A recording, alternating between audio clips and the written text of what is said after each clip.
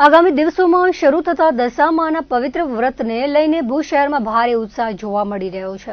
ભુજના મુખ્ય માર્ગો પર કારીગરો મનમોહક મૂર્તિઓ સાથે ગોઠવાઈ ગયા છે અને આ મૂર્તિઓને પ્રાકૃતિક રંગોથી આખરી ઓપ આપી રહ્યા છે। દશામાના વ્રત નિમિત્તે ભાવિક ભક્ત મહિલાઓ દ્વારા મૂર્તિઓની ખરીદીનો ઉત્સાહભેર પ્રારંભ થઈ ચૂક્યો છે।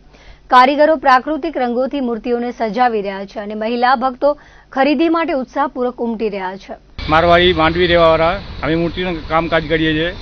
અહીંયા પછી અમારે 17 થી 15 વર્ષ સુધી અમારો ધંધો અહીંયા ભુજમાં જ કરીએ છીએ। અમે પછી વરસાદ આવે, મચ્છર કે રાત્રે સુવામાં હેરાન થાય તડકામાં, અમારે 12 મહિના અમને કાનસ મળે ધંધો કરવાનો। પછી ફૂટપાથમાં રાખીએ 2-4 દી અમે રાત્રે રાખીએ, દિવસે જાગીએ, અહીંયા વેચીએ, ધંધો કરે તો અમને અમારી મજૂરી મળે।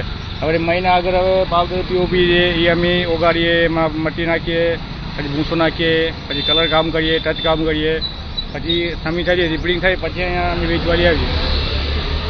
પછી અમારી મહેનતના પૈસા અમને મળી જાય મજૂરી।